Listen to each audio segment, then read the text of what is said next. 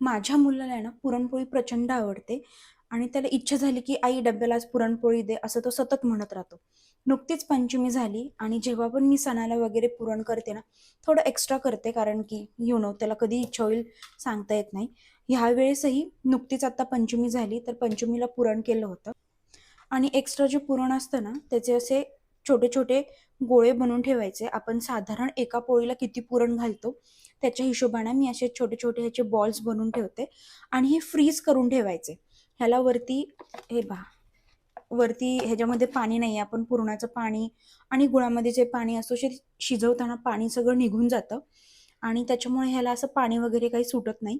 हे एअरटाईट कंटेनरमध्ये ठेवायचं. माझ्याकडे नव्हतं म्हणून मी आता सध्या तरी ह्याच्यामध्ये ठेवलं आहे, नंतर मी ट्रान्सफर करेल. आता तुम्हाला जेवढ्या पोळ्या करायच्या आहेत ना त्याचे समजा 2 पुरणपोळ्या करायच्यात, तर मग हे असे 2 पुरणाचे गोळे बाहेर काढून ठेवायचे. साधारण 2 ते 3 तास आधी काढायचे, नॉर्मल टेम्परेचरला येऊन द्यायचे आणि नॉर्मली आपण जशी पोळी बनवतो ना तशीच बनवायची. एकदम टम्म मस्त फुगते आणि हे पुरण आहे ना 1 महिना आरामात फ्रीझरमध्ये आरामात टिकतं.